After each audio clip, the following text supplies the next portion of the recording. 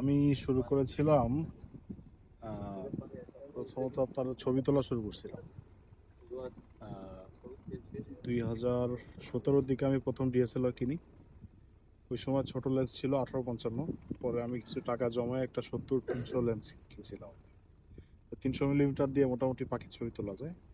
আর আমি যেহেতু তখন জাহাঙ্গীরনগরে পড়তাম, তো এখানে আর কি ওই হাঁস টাসের ছবি তুলতে তুলতেই আহ, মনে হলো যে শুধু তুলতেছি, এটার নাম কি সেটাও জানা উচিত।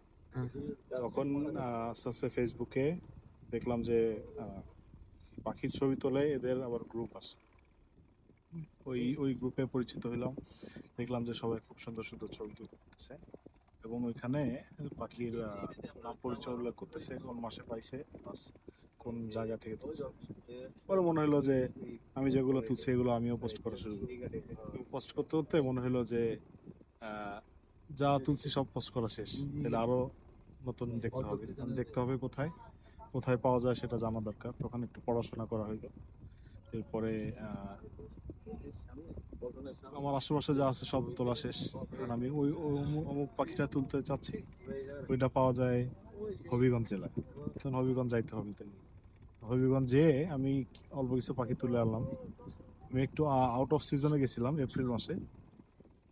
তখন যে মনে হলো যে এই মাসে এসে তো তেমন লাভ হলো না, বৃষ্টির ভিতরে পড়ছি, তাহলে নেক্সট ইয়ারে আবার ভালো সিজন আসতো। তো নেক্সট ইয়ারে গেলাম। প্রায় আমি মনে হয় 3 দিনে 45টার মতো পাখি পেয়েছিলাম। এরপরে যেগুলো মিস করে গেছি ওগুলোর জন্য আবার মনে ইয়ে হচ্ছে যে যেগুলো মিস করছি ওগুলো দরকার আমার। এটা এটা ভাই কত সাল ছিল? 2017 তো শুরু হয়েছে। হ্যাঁ, এটা সম্ভবত 19 সাল ছিল। আচ্ছা। তো ওই সময় হচ্ছে আমি বাংলাদেশের আরো কিছু ফেলো গুড মাইন্ডেড বার্ডারদের সাথেও পরিচিত হই। তো তাদের সাথেও নতুন নতুন জায়গায় যাওয়া শুরু করি এবং তাদের কাছ থেকে শেখাও শুরু করেছি। তাদের ভিতর বাবু ভাই একজন। উনি উনি যদিও শুরু করেছেন না হয়তো 13-14 দিকে আর কি। আমি শুরু করেছি 17-18। তো ওনাদের কাছ থেকে শিখতে শিখতে এবং নতুন নতুন পাখি দেখার একটা নেশা তৈরি হলো এবং ওইখান থেকে আর কি বার্ড ওয়াচিং করা। আম, আপনি কি ভাই বলবেন আপনার জীবনের এখন এটা সবচেয়ে বড় হবি? এর চেয়ে বড় কোনো হবি কি আছে?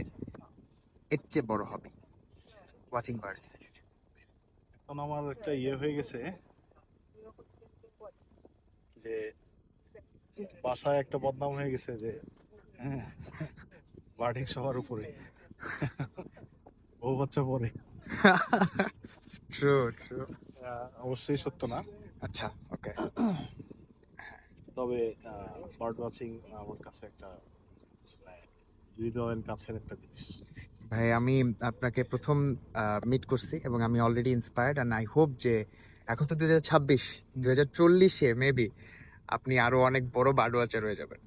And মনে হয় না এখান থেকে অন্য কোনো হবিতে যাওয়া বা এটা বাদ দিয়ে দেওয়ার?